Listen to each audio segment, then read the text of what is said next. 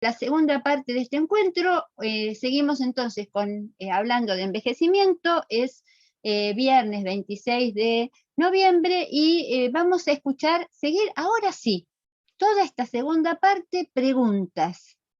Ahí nos contó Agustina que estuvo leyendo el texto, que lo compartió hasta con su mamá, que su mamá debe tener nuestra edad, ¿no? Agustina, ¿qué edad tiene tu mamá? 50 Ay, más joven que más de nosotros. 55 tiene, no sé, profe. Más de 55. No, es más joven que nosotras tu mamá. El 69 nació, sí. Oh, pero tu mamá está lejos de ser una ADT. Tiene... No, no, sí, lo que pasa es que yo le leí una parte Uh-huh. sobre el tema de cómo las personas asimilan la vejez de acuerdo a la personalidad y a cómo se fueron formando durante la vida.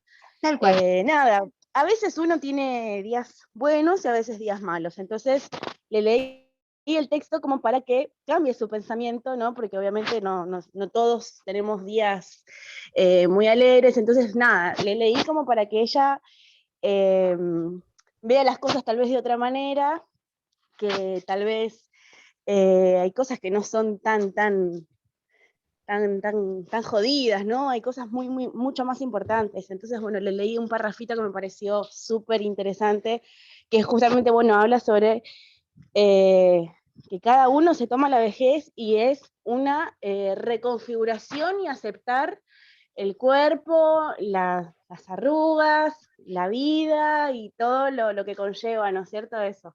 Nada, me pareció muy interesante, por eso se lo leí. Buenísimo. Bueno, y porque tu mamá está justamente en el momento quizás más complejo, ¿no? Que es ese que decíamos en el... Claro, está en la casa sola, mi hermana se Claro. fue, ya vive sola, y bueno, y Eh, pequeños factores que, bueno, viste como que a veces se siente media rara, y uh-huh. bueno, nada. Y Esto el que texto, es tal cual, Agustina, esto que me acuerdo inclusive que vos nos contabas la semana pasada de todo ese listado que yo no tomé nota, me faltó la maca, todo eso, ¿no? Para el colágeno, la maca y todo lo demás, que tiene que ver, recuerdan la que maca. dijimos, claro, que tiene que ver con ese momento que ustedes inclusive les dijimos que tenían un texto del diario El País para analizar, que es lo que desde la psicología se llama la mediana edad, que es ese momento tan importante en la vida de las personas donde tenemos que prepararnos, o como dice Zarevsky, una de nuestras maestras en Argentina, hacer, que lo toma de otros autores, hacer el trabajo anticipado del envejecer, ¿no? Que en realidad ese trabajo anticipado del envejecer uno lo tendría que ir haciendo a lo largo de toda la vida y seguramente, no sé si hiciste la mano así, No, y claro, porque yo pensaba, estos estudiantes que tenemos que están en la década de 20, 30, y digamos, más allá de alentar a las personas mayores o sí, eh, las personas en la mediana edad, como la mamá de Agustina, ¿no? Que están a su alrededor para que refiguren su identidad y su propia concepción del sí mismo, ustedes mismos también tienen que empezar a pensarlo, ¿no? Y es como una oportunidad que por ahí nosotras la aprendimos de grande, pero ustedes tienen que empezar a revisar esas conceptualizaciones, que era lo que trataba de decirles más temprano, ¿no? igual, Eh, yo creo que, sí, perdón, profe, que la interrumpa, no, por favor. creo que cambiaron mucho los pensamientos de las personas, un montonazo. Y ahora como que el haber mucho más información, el cambio de pensamiento, ya cambió la sociedad y yo pienso distinto que, por ejemplo, mi mamá hace 30 años cuando a mí me tuvo, eh, ya creo que nosotros también vemos las cosas de otra manera.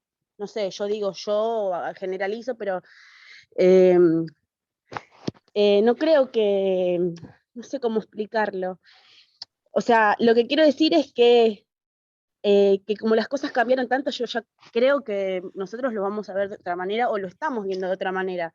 Y el tratar de cambiar los prejuicios, como ustedes habían dicho, de los viejos y esas cosas que me parece que no tienen nada que ver, que ya es viejo directamente el prejuicio. qué sé yo, es una cuestión de cambio de pensamiento también. Sí, de lo que estamos hablando justamente y lo que estamos promoviendo es un cambio de paradigma. Paradigma es esa forma de pensar que suele ser triunfante, hegemónica, ¿no? Como que un término que aprendí de la profe Cecilia del curso que está haciendo, esta idea de cuando uno dice, bueno, pensamiento hegemónico, el pensamiento dominante o el pensamiento triunfante. ¿Y por qué pasa esto? Porque, bueno, volvemos a repetir lo que ya dijimos, que tiene que ver con que quizás en el siglo pasado y en la década del 60 todavía no era una preocupación el envejecimiento porque la expectativa de vida era precisamente los 60, 65 años. En cambio, ahora, perdonen, la expectativa de vida supera en nuestro país los 74 años para los varones y los 81 para las mujeres, y en otros países, como por ejemplo España, la expectativa de vida es que la gente viva hasta los 80 años o más. Entonces, a medida, esto no es una preocupación de siempre, es una preocupación contemporánea y que se pone más de manifiesto en este siglo, porque vamos hacia eso. Entonces, vamos hacia eso y es una conquista. Entonces, ¿qué vamos a hacer con eso? ¿Nos vamos a seguir peleando con que estamos envejeciendo? ¿O vamos a buscar la forma de que esta cantidad de años que le estamos ganando a la posibilidad de sobrevivir y de tener una longevidad, vamos a buscar la forma de pasarla lo mejor posible? Y justamente yo insisto en esto. ¿Por qué es tan importante para ustedes? Porque una de las indicaciones, una de las recomendaciones más importantes para tener un envejecimiento saludable es la actividad física, el ejercicio físico. ¿Por qué? Porque justamente el ejercicio físico es el que puede permitir contrarrestar lo que nos va pasando, que es probablemente si no hacemos ejercicio físico, perder la capacidad funcional. ¿Qué es la capacidad funcional? La capacidad funcional no es más que preservar todas las capacidades motrices que nosotros venimos hablando desde la primera clase de esta materia, es decir, ¿qué tengo que preservar? Tengo que preservar la fuerza, tengo que preservar la resistencia aeróbica, tengo que preservar la flexibilidad, tengo que preservar la potencia, que es decir, la capacidad de hacer fuerza en un determinado tiempo, tengo que preservar el equilibrio. Eso desde el campo de la actividad física. Y fundamentalmente tengo que preservar no solamente el equilibrio, sino todas mis capacidades coordinativas. Y para que las capacidades coordinativas, es decir, para que yo sea capaz de seguir coordinando, de seguir diciéndole a mi mano, sostener esta bolsa de 4 kilos, ¿sí? No, no es que de pronto yo un día se me ocurre, tengo 65 años y digo, hoy de pronto, bueno, a ver, hoy quiero mover todos los muebles de mi casa. Y de pronto, hace 10 años que no hago nada y quiero mover los muebles. Y seguro que no voy a poder. Porque para que yo pueda seguir moviendo los muebles a los 65, o para que yo pueda seguir caminando 20 cuadras a los 65, tengo que caminar 20 cuadras o más desde siempre. Y sobre todo a medida que vaya envejeciendo. ¿Mm? No hay nada que diga, es más, es directamente proporcional y ya lo dijimos. Cuantos más años tengo, más cantidad de tiempo debería hacer actividad física. ¿Mm?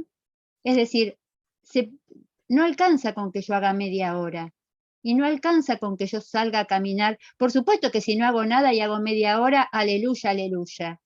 Pero lo importante es que yo pueda seguir haciendo actividad física de manera sistemática, es decir, que yo pueda seguir haciendo ejercicio físico. Bien, ¿qué dudas tienen de lo que leyeron? Vamos a eso.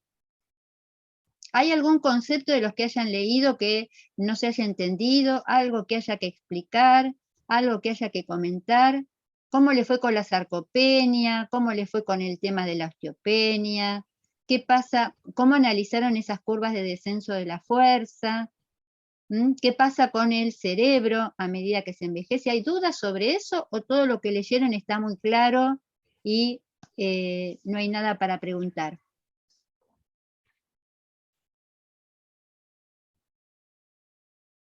Tengo dos posibles respuestas. No, por mí el texto es bastante claro, quizás tiene un poco más de información que las otras edades, y otro tipo de información, porque quizás no se basa tanto en las características generales como veníamos tratando, sino que ahora se involucra un poco más en la parte neuronal, en la parte de la pérdida muscular y demás, pero no, para mí no hubo dudas. Está bueno lo que vos planteas, Matías, porque justamente es necesario que demos esa fundamentación, porque vos fíjate que durante la adultez decíamos, bueno, el adulto puede seguir haciendo todo aquello que quiera.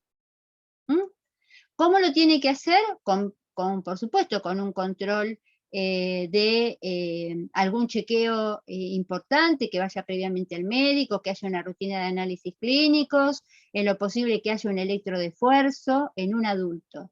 En cambio, en una persona mayor hay que saber que en la persona mayor empieza, producto de esto que dijimos, que es el descenso de la producción de hormonas sexuales, que empieza a haber una pérdida de masa muscular.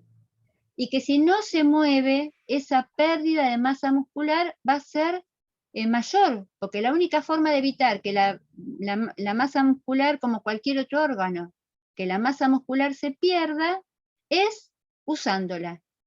Es decir, la masa muscular se va a perder, ¿sí? O va a haber un descenso de masa muscular.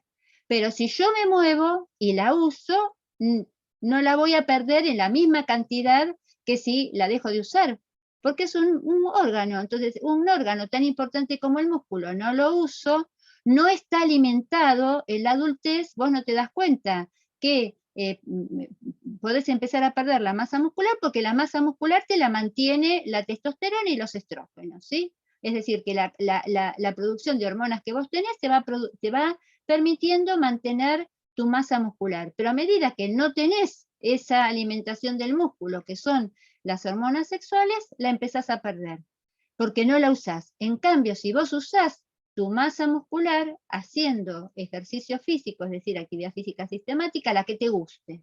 Bailás, haces yoga, salís a caminar y vas al gimnasio, haces un deporte y por supuesto una actividad no solamente aeróbica, sino también una actividad específica de trabajo de fuerza con algún tipo de sobrecarga para que puedas preservar esa masa muscular que todavía tenés. Y está comprobado, eso ustedes también lo leyeron y es importante que lo tengan en cuenta, que más que preservar la masa muscular, lo que importa no es la cantidad de músculo que tenga, sino que ese músculo que tenga sea funcional. ¿Qué quiere decir que ese músculo sea funcional? Que tenga fuerza.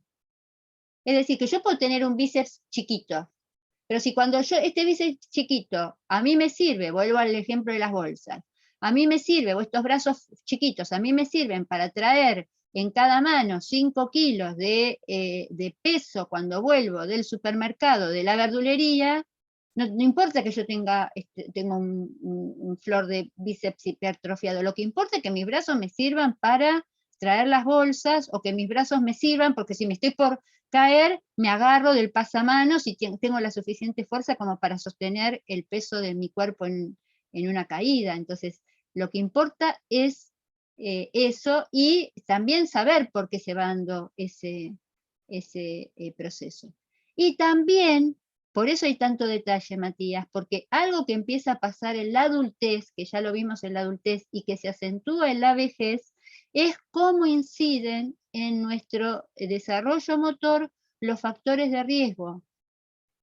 Fíjate que nosotros no hablamos de hipertensión arterial o de obesidad, más allá de que es un tema muy importante en los adolescentes. Porque un niño o un adolescente obeso es un futuro adulto diabético o hipertenso. Entonces, ese factor de riesgo que vos fuiste teniendo a lo largo de las etapas previas se manifiesta como un deterioro, es decir, se manifiesta como una enfermedad a partir de la adultez y se acentúa en la vejez. ¿Sí? El problema que tenés en la vejez, si no los contrarrestaste y no haces actividad física para poder convivir con ellos, es que se te empiezan a juntar los factores de riesgo. Entonces, y por eso también esto es lo que lleva a la Organización Mundial de la Salud a cambiar el concepto de envejecimiento saludable. La Organización Mundial de la Salud no dice, la salud en la vejez es que la gente no tenga enfermedad. La Organización Mundial de la Salud dice, alguien es saludable cuando más allá de los factores de riesgo que pueda tener, puede seguir haciendo las cosas que le importan porque es independiente, ¿sí? Es decir, puede seguir haciendo o valiéndose por sí mismo, que es uno de los grandes temores que tenemos todas las personas a medida que envejecemos. Las personas lo que pensamos a medida que envejecemos es que no queremos llegar a depender de los demás. Bueno, la mejor estrategia para no depender de los demás es seguir haciendo actividad física de manera sistemática. Igual, profe, una de las cosas que también el texto, yo no lo veía de esa forma, que cuando las distintas clases políticas o partidos políticos o a nivel mundial también se hablaba de que la gente grande o la vejez, al extenderse, era un problema para la sociedad futuro, porque claro, es un gasto mayor para el Estado mantener a la gente que no genera plata, más allá de, bueno, del consumo diario que pueda llegar a ser. Que también, ¿cuál es la solución? Que la solución no creo que sea expandir la edad jubilatoria, que de 65 se pasa a 70 o 75, porque si no, también viviríamos para trabajar. Pero es verdad que también es un tema complejo, al no haber nacimientos y la edad de vida se expande un poco más, se extiende un poco más, es un tema también a solucionar a futuro. Vos sabés, mira, Matías, vos lo decís y yo quiero compartir para que miremos esto que sí me parece que es, a ver dónde lo tengo. Ayer lo mencionamos, pero a partir de lo que vos decís, a mí me gustaría mostrar algo, esperen que lo encuentre, ¿sí? Acá, vamos a volver sobre esta diapositiva, que ya la mostramos, pero que sí, no, esperen, no la compartí. La compartí, no la están viendo. No, todavía no. No, porque no hice lo que tengo que hacer. Acá la tengo y acá, compartir. Esto que está diciendo Matías, ayer explicamos una parte de este gráfico, hoy vamos a explicar otra. El tema fundamental es este concepto que es el de tasa de dependencia. ¿Qué es la tasa de dependencia? Se calcula que ¿me siguen acá con el cursor? Sí. Bueno, a ver, ¿dónde? Fíjense, acá. ¿El cursor dónde está? Acá, Movelo, en el gráfico, esperen que cambié de lugar. Esperen, no se ahí ve está. tu cursor. Acá. No sé, Ponelo acá, en modo, ¿lo pusiste en modo presentación? ¿no está en modo presentación? No. Esperen. Dejo de compartir. No sé por qué. Esperen un segundito. A ver, vamos acá. Compartir.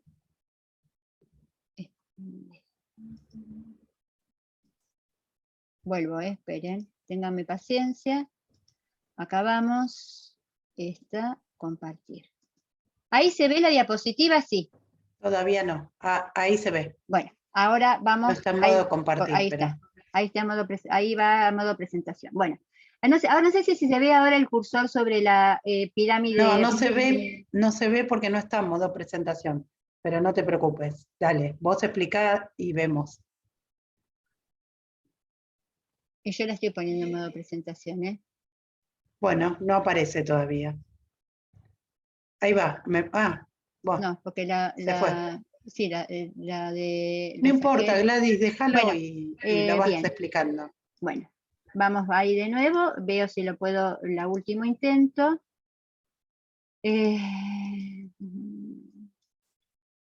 Bueno, ahí estamos. Compartir nuevamente.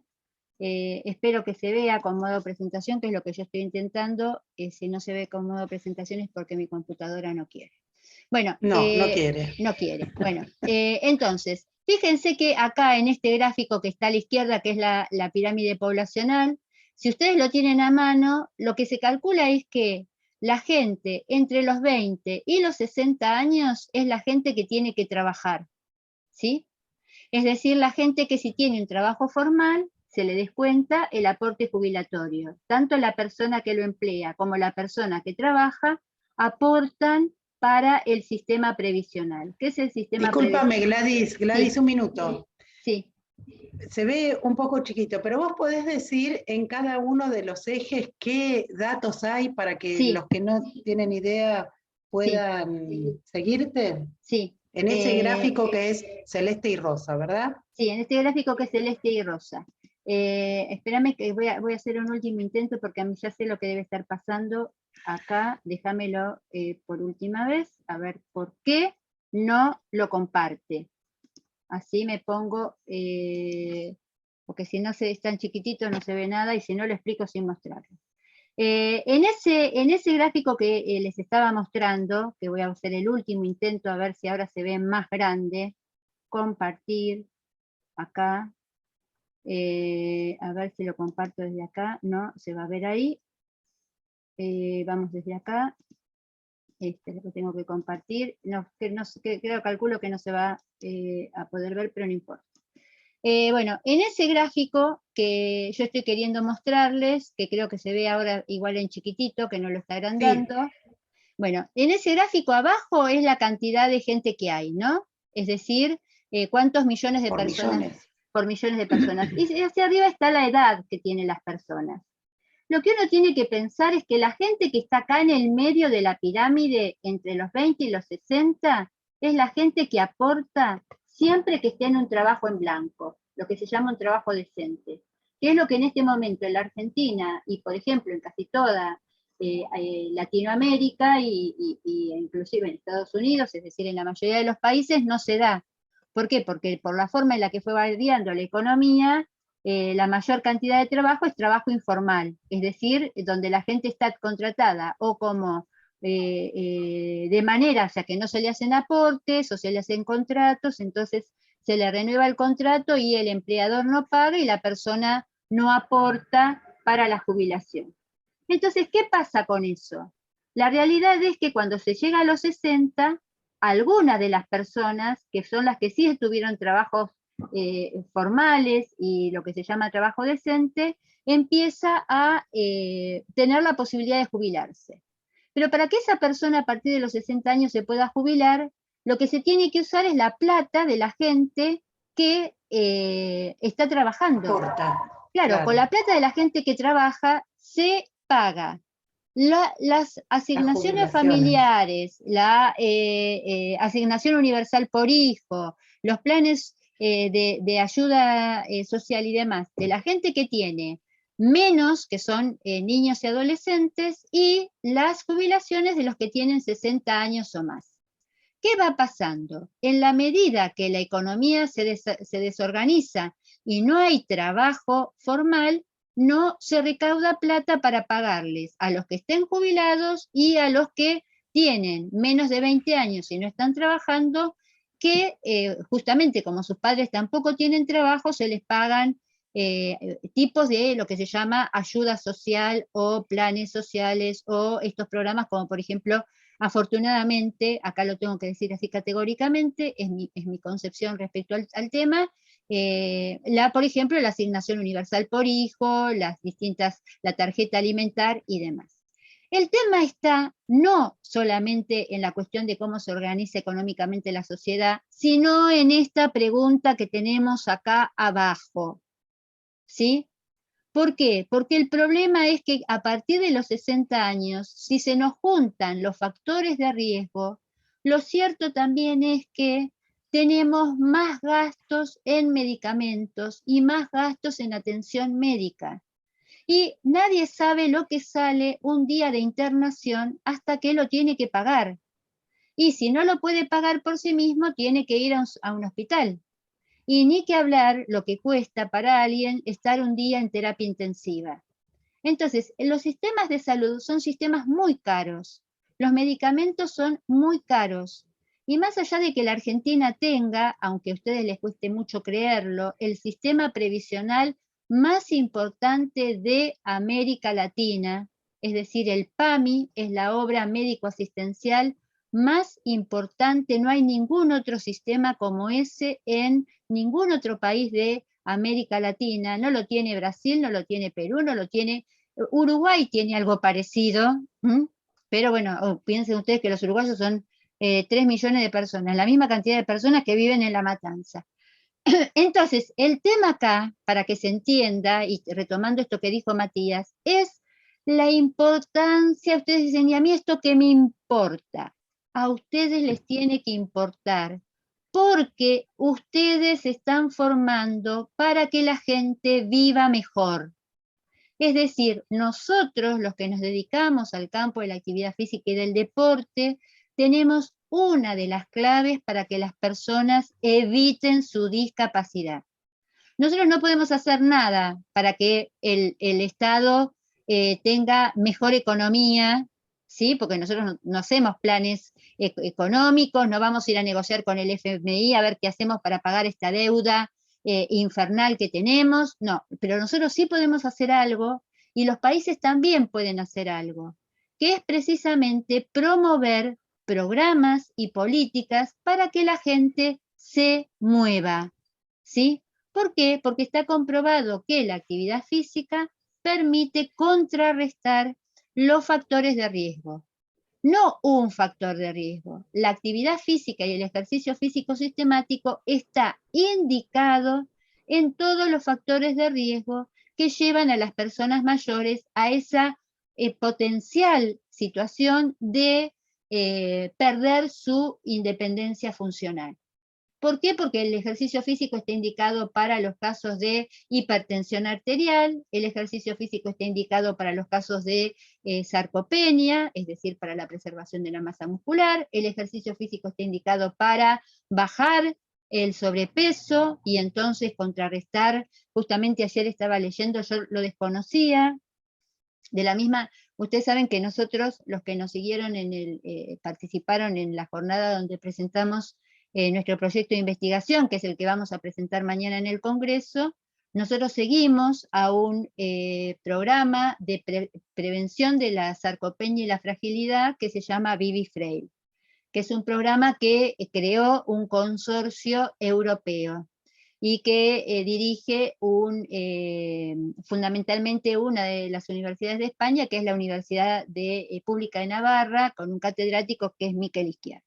Bueno, ese programa que nosotros venimos usando para trabajar en los centros de jubilados y que inclusive llevamos al ámbito virtual a través del programa que se hizo durante el 2020 y 2021, que se llama Actívate, ese programa, ese mismo consorcio lo está aplicando y lo está adecuando a las personas que tienen diabetes. Se llama Diabetes Frail, que yo no lo conocía, lo conocí ayer, lo estuve estudiando anoche, y lo que está es un programa que se va a hacer en 4 países de América, Chile, Colombia, México y Perú.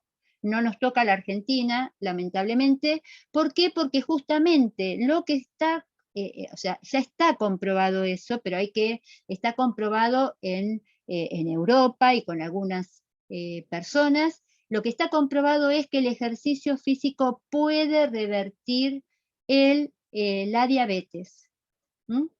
¿Por qué puede revertir la diabetes? Está comprobado que las personas que tienen diabetes y participan, que eso es lo que se va a investigar con esa aplicación en América y en esos 4 países, cuando las personas participan de programas de entrenamiento de 16 semanas acompañados de una dieta específica de alimentación, llegan a lograr no tomar más la medicación base para la diabetes, que es la metformina. ¿Por qué? Porque el músculo, cuando empieza a trabajar, permite que se empiecen a controlar. Eso está explicado en el texto, ustedes lo tienen, es el concepto que se llama resistencia a la insulina. Es decir, los músculos, lo que usan, ustedes lo saben, esto lo deben haber visto en fisiología y si no lo van a ver, los músculos para poder contraerse necesitan glucosa y oxígeno. Pero cuando la cantidad de glucosa es excesiva porque además en el organismo tenemos exceso no solamente de músculo, sino de grasa, la grasa empieza a mandarle una información errónea al músculo, y el músculo esa cantidad de grasa excedente que tenemos hace que el músculo no use la glucosa. Entonces, ¿qué empieza a pasar? Empieza a pasar que la glucosa, se mandan señales erróneas al hígado y se mandan señales erróneas al páncreas, y la glucosa deja de usarse y empieza a estar en excedente. Entonces, cuando un órgano recibe una señal de que no necesita insulina porque no hay que contrarrestar la glucosa, se produce toda esta desorganización que termina en una enfermedad como es la diabetes. ¿Qué está comprobado? Que en la medida que la persona hace ejercicio físico y su músculo vuelve a usar la glucosa que está excedente en el organismo, esto estimula al hígado, esto estimula al páncreas, a la producción nuevamente de insulina, y es el propio organismo el que, además nosotros les explicamos de manera muy sencilla, muy elemental, pensando en un estudiante que se está iniciando en una carrera y que va a tener una materia como es fisiología del ejercicio, donde va a poder analizar específicamente estos procesos. O en otra materia como es actividad física y calidad de vida, donde también va a seguir analizando estos procesos. Entonces, lo que está comprobado es que a partir de hacer actividad física, la persona vuelve, a partir del funcionamiento y la exigencia de su músculo, la persona vuelve o sea, revierte el proceso fisiológico que lleva a esa enfermedad que es la diabetes. Entonces, fíjense ustedes lo importante, y acá vuelvo una vez más a la pregunta de Matías. Matías, esto es ahorro de dinero y mejora de la calidad de vida. Porque la cuestión no es solamente que la gente no gaste en medicación.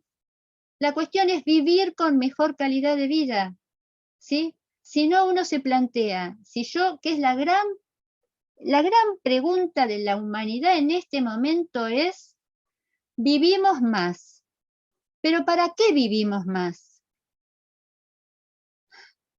Es dura esa pregunta, porque yo les estoy diciendo, tenemos que cambiar la mirada que tenemos de la vejez, pero para poder cambiar la mirada que tenemos de la vejez, también tenemos que cambiar la forma en la que llegamos a la vejez. No porque la vejez sea un destino de enfermedades, todo lo contrario, está comprobado que uno puede llegar a la vejez sin esos factores de riesgo o controlando. Está comprobado que una persona que tiene diabetes pero hace actividad física puede llegar a revertir el cuadro de diabetes o puede convivir con una cantidad mínima de medicación y evitar llegar a lo que cualquier persona que tiene diabetes o cualquier otra enfermedad crónica teme, que es que en algún momento no pueda valerse por sí mismo. Entonces, ese es el punto. Y entonces los países, los gobiernos, esto lo empiezan a ver. Entonces, no es casual que la Organización Mundial de la Salud saque una campaña mundial que sea la década del envejecimiento saludable. Es decir, a ver, danger. Si no hacemos algo para vivir mejor, también va a llegar un momento que como sociedades no vamos a poder afrontar el gasto que implica poder darle una buena calidad de vida que quizás es que una persona esté con un cuidador, internada, recibiendo la medicación que tiene que recibir, pero no es la calidad de vida que seguramente esa persona querría tener, ¿no? De poder seguir haciendo aquello que a ella le gusta, salir, visitar a sus nietos. Entonces, ese es el punto, Matías. Entonces, no sé si esto queda claro de por qué para nosotros es tan importante que, además de cambiar la forma en que ven a la vejez, entiendan que ustedes tienen en sus manos uno de los aportes fundamentales para que la gente y me incluyo, podamos vivir con calidad en la vejez, ¿no? ¿Y qué es calidad de vida? Eso, sentirse bien y poder seguir haciendo lo que para mí es valioso.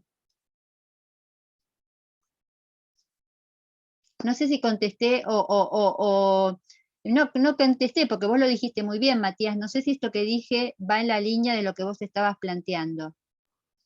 Sí, sí, sin duda, sin duda. Es más, está bueno que, por ejemplo, la facultad esta, la UNDAV, vi que uno de los posgrados o algo que sigue después es el trabajo con gente adulta y demás, que lo dan como una opción para seguir una vez que te recibiste la carrera, y está bueno. Y es más, el congreso que hicimos, que dieron para que veamos la primera vez, en la que pusiste vos, usted, eh, hablaba acerca de la gente mayor o cómo integrar la sociedad, y está bueno que esas cosas se empiecen a visibilizar para poder tratarlo. Justamente, Matías, esto que está haciendo la Organización Mundial de la Salud es visibilizar. De la misma, en este momento hay 2 temas de agenda, ¿sí? Los 2 temas de agenda a nivel mundial son, por un lado, yo diría 3, ¿no? Quizás muchos más. Yo digo los que a mí más me preocupan en este momento, pensando en ustedes y en lo que viene, ¿no? Uno de los temas de agenda es la casa común, es decir, el cambio climático. Ese es un tema central, porque ese nos afecta absolutamente a todos, ¿sí? No tenemos otro lugar para vivir que no sea la Tierra. Por más que Elon Musk y el otro, que no me acuerdo cómo se llame, sigan viajando al exterior y sigan pensando en hacerse la estación planetaria, interestelar, espacial para vivir, bueno. Primer tema, la casa común. El segundo tema es el envejecimiento. Cada vez somos más en esta casa común. Entonces, ¿qué hacemos para que esos que estamos viviendo vivamos de la mejor manera posible? Por eso estamos hablando del envejecimiento. Entonces, que los años que vivimos los podamos vivir mejor. Y el tercero, que es el que hace a toda esta cuestión, es cada vez tenemos más riqueza. ¿Cómo se la reparte? Porque todo esto implica dinero. Y para que eso se pueda hacer, tanto cuidar el planeta como para que todos vivamos mejor, tanto los niños como los viejos, ¿sí? Es necesario que haya una redistribución más equitativa de la riqueza. Porque si los que tienen, lo único que piensan es en acumular, no importa cómo, y destruyen la casa común, no les va a servir para nada la plata que tengan, ¿sí? Inclusive no les va a servir para tener una mejor calidad de vida a ellos cuando envejezcan. Entonces, por eso para nosotros es tan importante que ustedes puedan pensar o nosotros tenemos como eje el tema del envejecimiento. Y no lo vemos de manera aislada, porque en realidad se llega a envejecer. Fíjense que otro de los temas que a nosotros nos preocupa y que ustedes que los que nos vienen escuchando o nos buscan o participan en los eventos que hacemos, nos deben haber escuchado mencionarlo, es la motivación, es decir, cómo logramos desde los primeros momentos, a partir de esos primeros vínculos, de ese diálogo tónico de la mamá, el que ejerce la función materna con su hijo, en los juegos de crianza, de 3 a 5, de 6 a 8, cómo vamos generando la adherencia y el disfrute por la práctica de actividad física para que la persona sienta el placer de moverse y ese disfrute, para que eso se convierta en un hábito a lo largo de su vida. Para que si la persona ese día no salió a caminar, no se movió, no, ¿sí? Personas como Cecilia, como yo, diga, hoy no me moví, me falta algo. De la misma manera que si uno no come, dice, ay, tengo hambre, bueno, hoy me falta esa necesidad de moverme, de sentir que, ¿sí? Y no esa cosa sedentaria de estar, bueno, que la actividad física y el ejercicio físico se conviertan en un hábito de la vida. Y eso no se logra de viejo cuando el médico te dice si no se mueve, se muere. ¿Sí? Está bien, es un buen factor de motivación extrínseca, ¿no? Que vayas al médico, el médico te dice, mire, ultimátum, ¿sí? Si no se mueve, out. Ya no, bueno, eso puede ser una forma. Lo importante es que vos evites llegar a esa situación. Bien, eso. No sé, comentarios, cosas que ustedes piensen, otras dudas fíjense todo esto que trajo Matías, ¿no? ¿Cómo está? Sí, es cierto, hay mucha más información, más específica, y además también hay mucha información sociopolítica, porque el envejecimiento es un tema de agenda y de preocupación y de ocupación. para las distintas sociedades. Así que, bien, eso es para, no es para, es para justamente, para ocuparse, ¿no? Y nosotros podemos hacer algo. Nosotros sentimos que estamos haciendo algo justamente en esta formación, en los proyectos de investigación que hacemos, preocuparnos por el bienestar, ¿no? Pensar a la actividad física y el ejercicio físico como un medio para contribuir al bienestar. Bien, ¿algún otro comentario, algo más que quieran plantear respecto de el envejecimiento? Mientras que estuvieron leyendo algo de sarcopenia, o algo de deterioro o de declive del cerebro, o algo de que les haya llamado la atención, algo que hayan leído respecto de qué le pasa a las personas mayores desde el psiquismo o desde la afectividad a medida que envejecen, que quieran comentar, o les parece que con lo que dijimos hasta ahora es suficiente y podemos ir pensando ya en cerrar esta clase.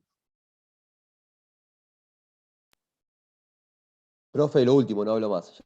No, todo lo contrario, queremos que vos y que todos hablen, ¿sí? No es que no nos molesta que hables, Matías, al contrario. La verdad que sería, esto sería no una molestia, una preocupación, que teniendo este espacio para preguntar, lleguen mañana a leer y digan, no, esto al final no lo entendí. Eso sí sería una preocupación para Cecilia y para mí. Que pregunten ahora es todo lo contrario, es el espacio para. Dale, Matías. Bueno, la duda es, quizás más que nada por el tema del parcial. Sí. Cuando dice el inicio de la vejez, o sea, la Organización Mundial de la Salud dice que es a partir de los 60 en países desarrollados, o sea, el nuestro, subdesarrollados, o sea, el nuestro. Sí. Pero acá en Argentina se lo considera a partir de los 65. Entonces, ¿cómo lo vemos nosotros? Nosotros lo vamos a ver a partir de, o sea, en realidad es relativo. Si vamos a pensar, está bien tu pregunta, vamos a pensar numéricamente, ¿sí? Si nosotros pensamos numéricamente, eso lo vamos a tener que, nos estás poniendo en un tema que vamos a tener que resolver en los textos, ¿no? Si nosotros lo pensamos desde el desarrollo motor, si nosotros lo pensamos desde el desarrollo motor y desde factores biológicos, nosotros podemos seguir sosteniendo lo que se mantiene a nivel internacional. A nivel internacional, por ejemplo, en todos los países que no son Latinoamérica, que no son países en vías de desarrollo, se piensa en la vejez a partir de los 65. ¿Por qué? Porque no es casual, porque a partir de los 65 es donde se empieza a hacer cada vez más manifiesto este declive que en algunos casos se muestra como deterioro. Por eso es que nosotros en esta materia seguimos diciendo que la adultez dura, Matías, para dar respuesta a tu pregunta, la adultez dura desde los 25 hasta los 65, ¿sí? Y nosotros dijimos, tenemos una adultez inicial, 25-35, una adultez media, 35-50, y una adultez avanzada, 50-65. Ahí tenemos de los 25 a los 65 los 40 años de la adultez. Y está bien lo que dice Matías, porque nosotros decimos que de acuerdo con la ley en la Argentina, socialmente la vejez, más que la vejez, porque la Argentina no habla de la vejez, la Argentina habla de la persona mayor, la Argentina y los países que adhirieron a la convención, lo que dice la convención es que en los países como el nuestro, pensamos que alguien es considerado una persona mayor a partir de los 60. Entonces, ¿qué pasa ahí con esos 5 años? Nosotros desde Desarrollo Motor vamos a seguir pensando que la vejez biológicamente y desde una perspectiva más integral empieza a los 65. Sin embargo, no podemos desconocer que desde la perspectiva de la convención se llama persona mayor a aquellos que tienen 60 años o más. Es más, fíjense que, por ejemplo, sí. Pero, digamos, para ser concretos. Si hay una pregunta en el examen que diga a qué edad comienza el periodo de la vejez, ¿qué ponemos? 65. Listo. Ahí está, perfecto, gracias. Ponemos 65, ¿sí? Porque además, esto también lo que tiene que ver es con una convención, que esto también, fíjate, Matías, cómo entra en contradicción algunos marcos normativos con otros, porque, por ejemplo, uno de los parámetros para marcar también socialmente la entrada en la vejez es la jubilación. Y si bien las mujeres en la Argentina nos jubilamos a partir de los 60, los varones en la Argentina se jubilan a partir de los 65. Entonces, ¿qué edad tomamos como parámetro? ¿Tomamos el de las mujeres o tomamos el de los hombres? Entonces, nosotros en esta materia, eso lo vamos a aclarar en el texto, no para este cuatrimestre, para el cuatrimestre que viene, en esta materia, más allá de todo lo que estamos conversando, vamos a marcar como inicio de la vejez los 65. Y para ir cerrando con este tema, sin embargo, en muchos, esta es además otra discusión, ¿no? Otra de las discusiones es, vos lo planteaste, Matías, una de las alternativas es pensar en la extensión de la edad jubilatoria, ¿no? Que las personas se jubilen a más avanzada edad. Es un proyecto, por ejemplo, que está llevando adelante España, que está trayendo unas consecuencias, unas discusiones enormes entre los españoles, no solamente por lo que están cobrando como jubilaciones, sino también por la edad de jubilación que se las quieren extender, sino por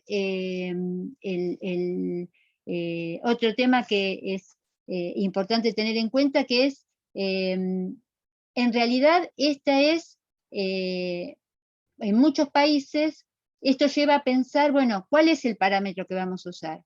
¿La jubilación? ¿O vamos a empezar a usar como parámetro cuando se empieza a hacer manifiesto esta idea del declive como deterioro, ¿no? Y entonces ahí vuelve nuevamente la discusión. Si para pensar en la vejez vamos a pensar en términos de falta, ¿m? O en términos de lo que ya no se es. Ya no se trabaja, ya no se tiene, ya son notorios los declives. Entonces, bueno, esta es una discusión permanente.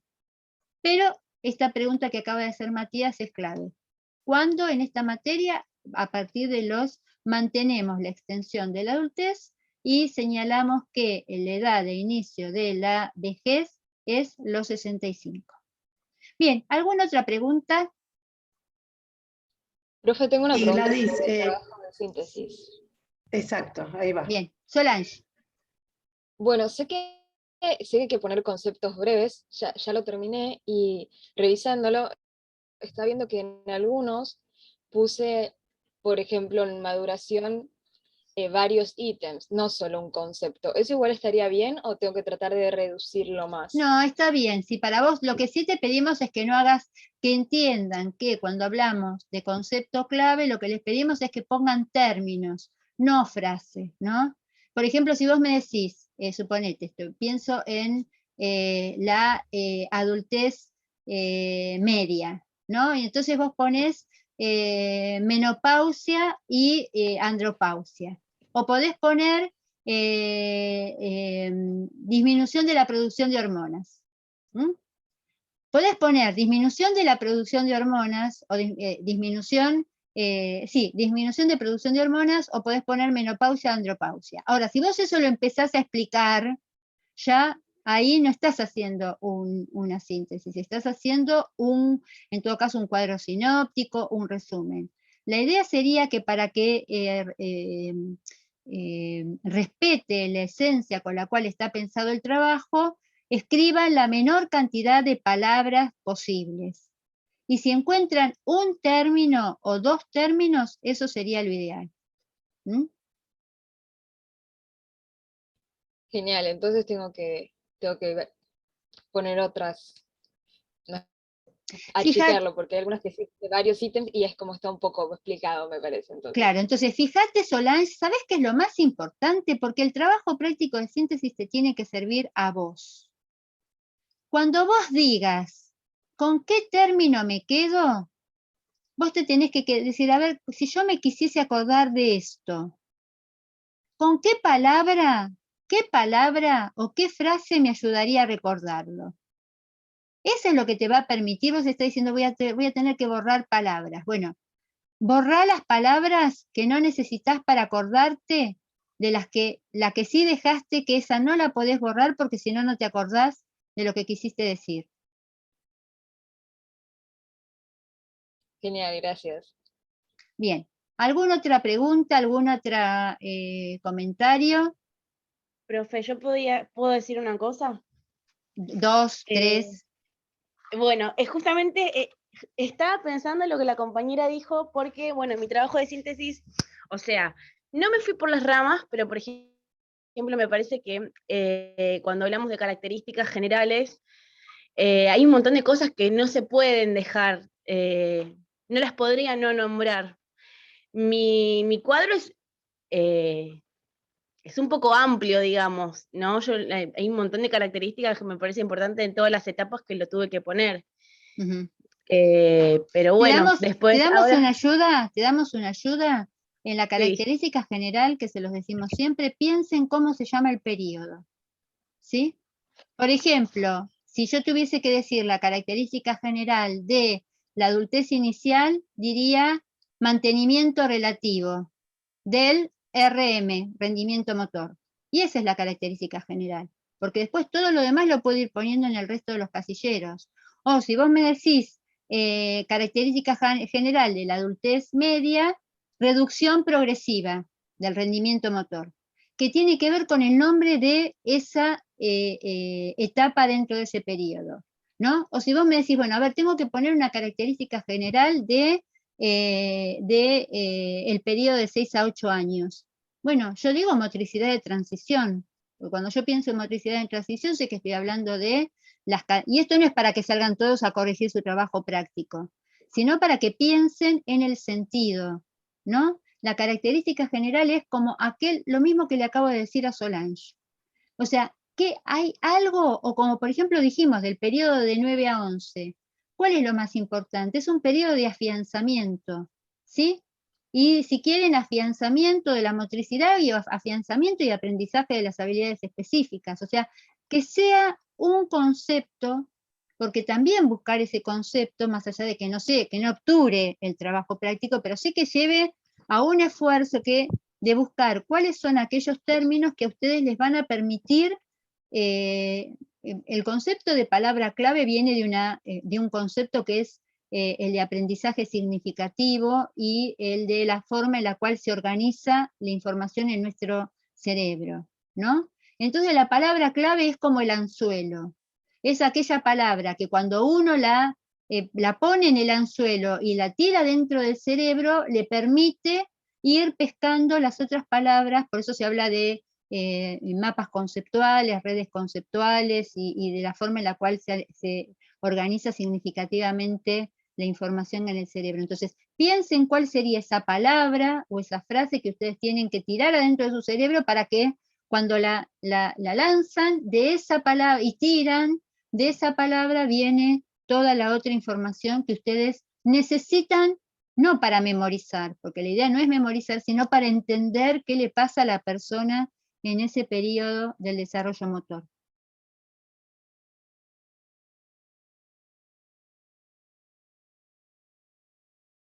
Nos quedamos mudos.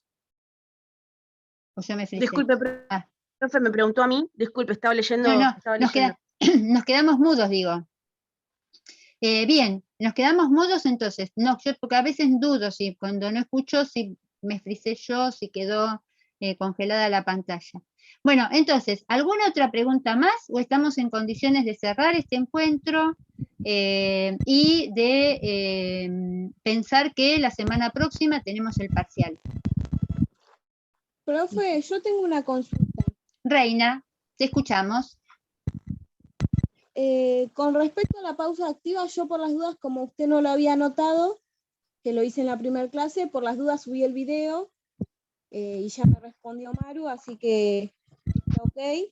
Buenísimo. Lo hice nada para asegurarme yo. Muy bien, muy bien. Frente a la duda está muy bien eso que hiciste, Reina. A prueba de profesores olvidadizos, muy bien. Sí, por las dudas digo, bueno, nada, lo quería probar y dije, bueno, aparte no me costaba nada hacer el video. Me parece bárbaro. Y después, con la jornada académica, le mandé a la profe Almada el mail, pero no me lo respondió. ¿Lo tengo que reenviar? A ver, para que la profesora Almada ya te está buscando. Ya la estoy viendo ahí que la profesora Almada está buscando un en segundo. la base de datos la información, porque yo ya cuando la profesora Almada empieza a mirar así la pantalla, yo digo, ya la profe está buscando la base de datos. Claro, Reina para saber si González. no lo vuelvo a Bien, y para todos los demás, por favor, ¿sí? Si tienen dudas, ¿no? Como diría mi madre, ¿no? Que está en la memoria de mi querida mamá, lo que abunda, decía mi mamá, no daña. A veces sí, pero en este caso que abunde, es decir, es preferible que ustedes lo manden 2 veces antes de que se queden con la duda de que nosotros lo recibimos o no. Igual recuerden... Reina, discúlpame, no te tengo acá en la lista. Vos me habías escrito, decís, en el campus. No, por mail. Uh-huh.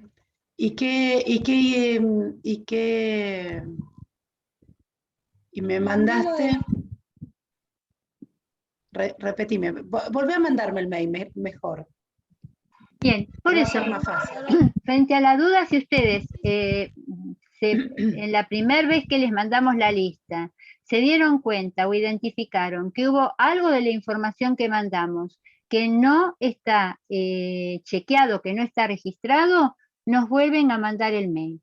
Y si tienen dudas, esperen porque la semana próxima, después de que terminemos el parcial, vamos a mandar una lista indicando toda la información que tenemos.